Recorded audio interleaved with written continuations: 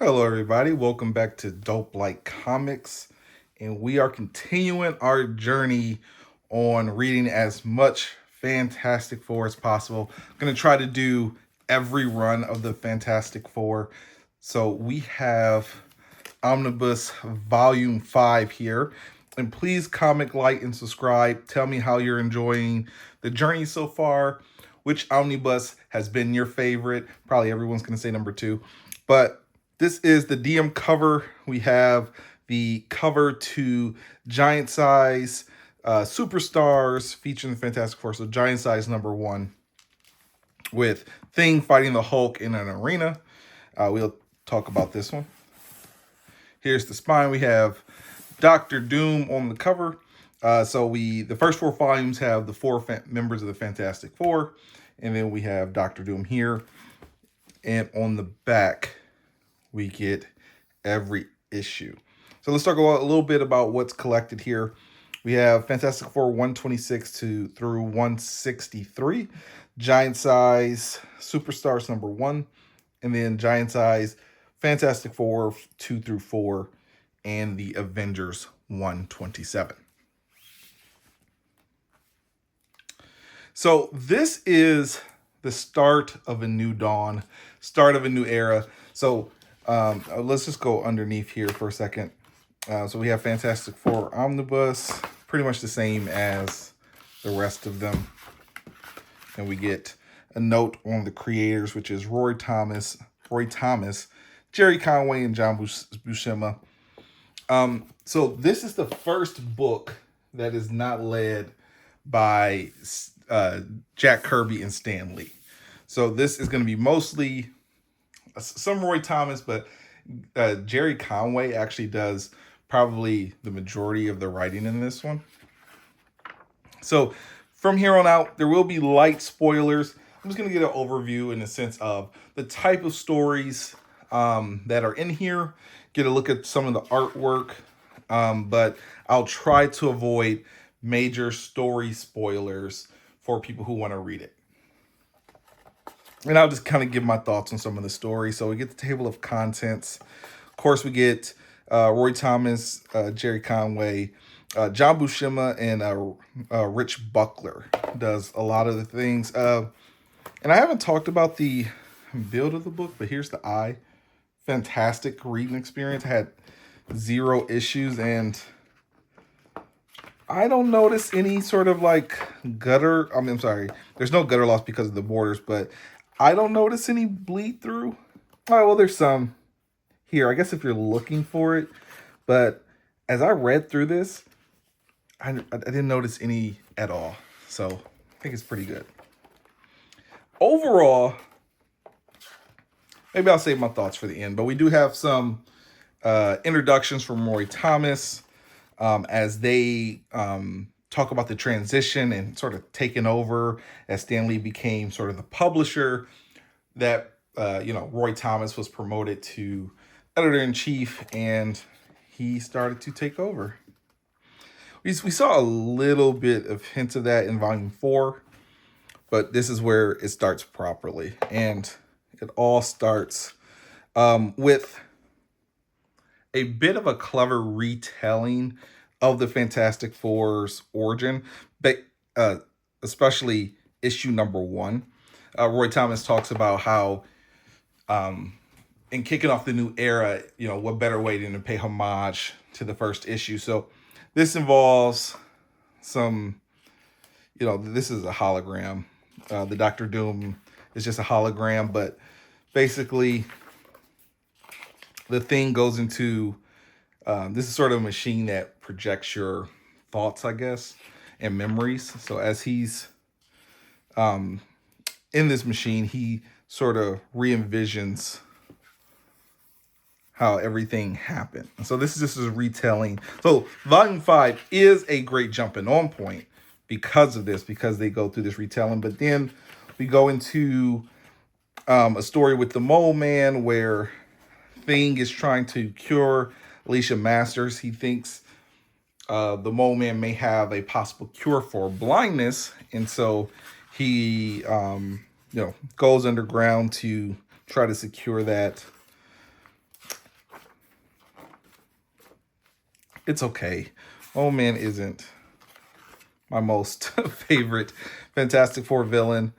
And I'll talk a little more broadly here. I think this is important. So early on, what sort of established um, through this volume is Sue Storm's voice. And so the relationship between Sue and Reed is really the focal point of the entire volume here. So normally, especially in the first four omnibuses under Stan Lee, under Jack Kirby, Sue Storm was very much sort of sidelined often. Hey, stay behind. Hey, stay with Franklin. Hey, it's dangerous. You don't go. And so here she sort of, Reed does the same thing. Hey, you stay here while Johnny and I, go do stuff. And she's like, no, you know, in my own way, I love everyone else like just as much as you do. I'm a woman, Reed. That doesn't automatically make, me a burden or a student nurse. So basically, trying to give her more autonomy and a bigger part of the team. I don't know that it always works here because even through the drama, she's very much sidelined through this entire volume, and she's mostly off panel, so we see very little Sue. So even though she's saying I'm a part of the team, and you know, give me my proper respect, unfortunately, she still doesn't show up to the volume. What will be in volume 6 is much different because I have already read some of that material. It's very different, but in this volume, unfortunately, she's very much sidelined. But I'll just flip through some of the things. I'm definitely not gonna. I'm gonna try to make these videos a little shorter, but some of the things that happen through here is so Sue ends up sort of temporarily leaving the team, and her and Reed's relationships are on the rocks, which is really bad. But the other big theme through this book is Tundra. So this is her first introduction, and this is my first time reading any stories with her. I've seen her in the Loeb and McGinnis Hulk run. She shows up, but wasn't too familiar. She is a highlight throughout this book. She has a very different and unique stance. So she views men as weaker, so almost not even worth fighting or killing because she's a villain in this, or worth killing because she sees it as like punching down. However, she does end up. We do get her origin in the much later in this, and so she is here to try to find a strong male that is worthy and showing defeat, which is the thing. We get the Inhumans coming back.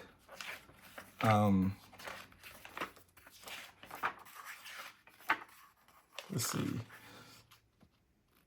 So Roy Thomas does introduce Tundra, but a lot of her appearances are going to be written by Conway, and she joins the Frightful Four as a replacement for Medusa, who has officially is an ally of the Fantastic Four. And because Sue leaves the team, Medusa joins the team, semi permanently. And so this is our second full-time member of the Fantastic Four who isn't our original four. First, it was Crystal of the Inhumans. Now it's Medusa of the Inhumans, and she's great throughout this book as well. So, Tundra is such a great addition through this. Also, what ends up happening here is I'm going to show this. It's Franklin. His powers start to get activated through here and is almost going to basically destroy the universe. So Reed has to do something to neutralize that, which causes a lot of strife throughout the team and also with Sue. Overall, I found this volume to be kind of refreshing coming off of volume 4, which was pretty disappointing. It still isn't the best of things. Oh, and I want to talk about this. But overall, I found the new voices a little refreshing. Here we have basically Crystal, who has been a big part of Johnny Storm's life through the previous volumes, breaks up with him, and she's dating the Silver. I'm sorry, Quicksilver, and that's where this sort of breakup happens, and it's like, devastating. So I guess that is a minor spoiler, but it's very important, especially for later stories, that she is now with Quicksilver. Tundra is still here. She's going to keep showing up a lot, which is actually a pleasure. She has a very unique very unique character. That's really interesting. But they do start to bring back some old villains who were early on, who you saw earlier on in, like, this is from a story of Fantastic 34, where a rich guy is basically saying that with his money he can, take over the Fantastic Four. So he comes back up, and so we get to see the continuation of his story. I'm gonna flip through this a little quicker. There's some time travel and some weird stories that take place that I thought was just okay.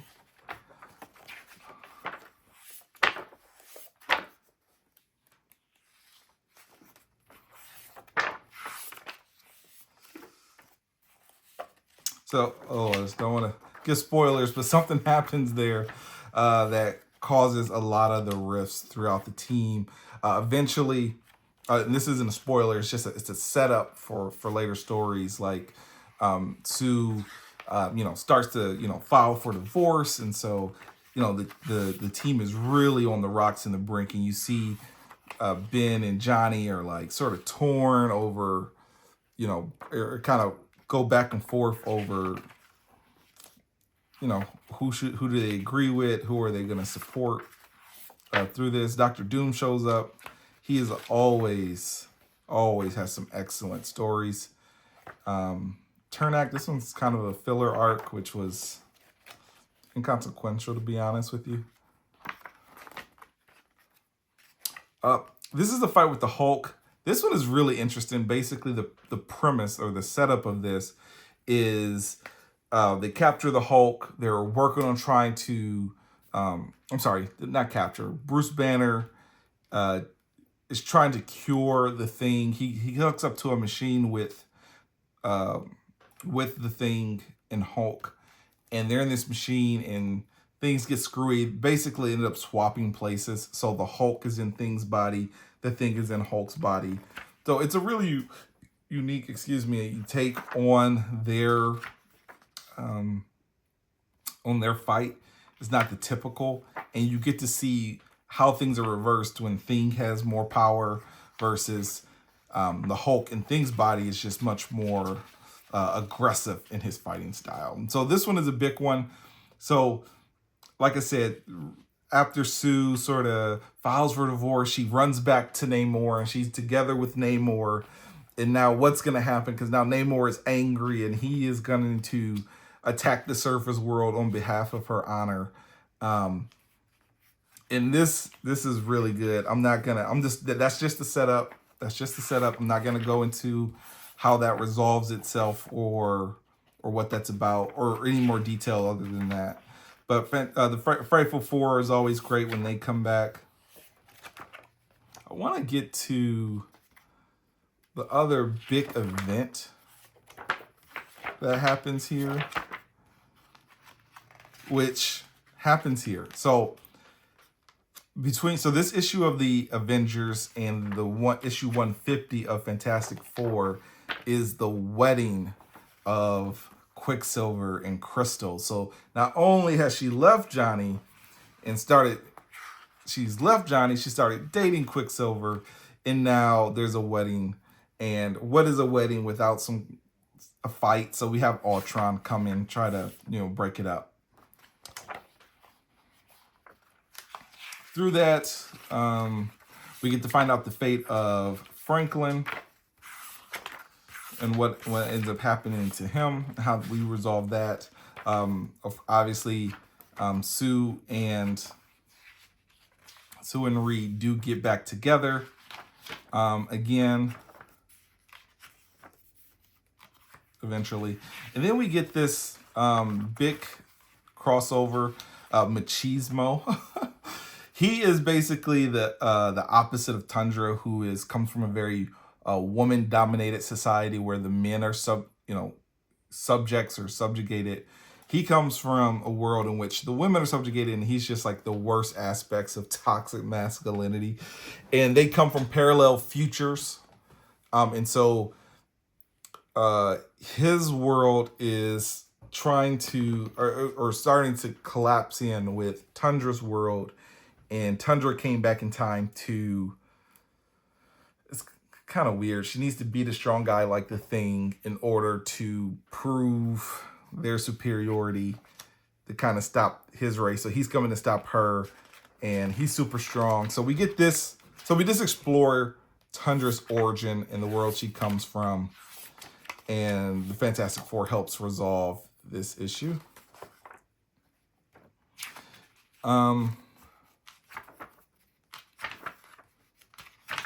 Medusa eventually ends up, leaving the team and going back. But these are the significant issues. I don't. Silver Surfer ends up coming back, crossing over with Doom.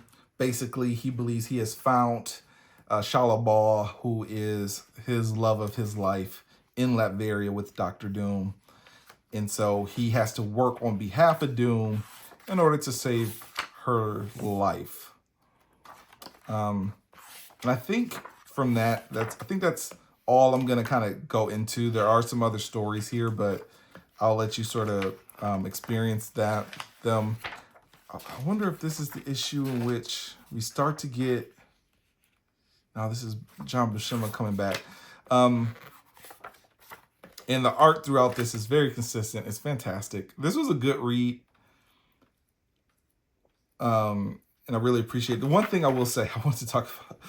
I will talk about what the storyline is, but this character, Guard, Roy Thomas talks about this is one of the regrets he has of a character being introduced.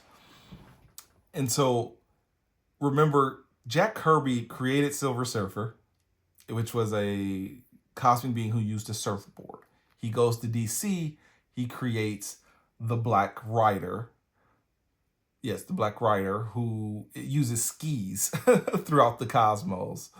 And now here's Roy Thomas like coming back and says, okay, well, I'm going to create a character who uses hockey, and he's a goalie, and he has these hockey pads and hockey skates. And Roy Thomas says he just should have done that. So this is, I don't know, that was one of the weirder additions. Ultimately, let's go take a look at the extras. Not too much. We got some covers. We got some Foom articles talking about some of the creators, Stan Lee and Roy Thomas. And Gerard Conway. And Conway, he was maybe I've been saying his name wrong the whole time. I'm so sorry. Oh, no. He just goes by Jerry. Okay. Conway, he was like super young when he started, like a teenager when he started writing stories, which is phenomenal. This is the checklist of all the Stan Lee and Kirby era. And we get some art. Not too much here. These are okay. But overall, I really enjoyed this one. Not the best, not the greatest, but some good additions to the lore. We really start to deal with the interpersonal relationships of the team. And it is hard to ignore that though we have new voices here, they're sort of playing it safe with trying to do variations of what Jack Kirby and Stan Lee did. And so while it's good and it's fresh, I don't feel like they're not yet comfortable sort of really exploring their own ideas. So pretty good. I liked it better than Volume 4. Um, is it a fall off from the peaks of Stan Lee and Kirby? Yes. But is this like everyone always says, well, once Kirby leaves the book, everything goes downhill fast. And I don't know that I agree with that. This wasn't this fall off that I expected. There was some interesting stuff and and things that were explored here. But that is that. Please comment, like, and subscribe. We're going to be continuing. Now, Volume 6 doesn't come out for a few more weeks. So I think I may skip over it and just go to Burn, and then wait for that to come out. But we'll see. Thank you.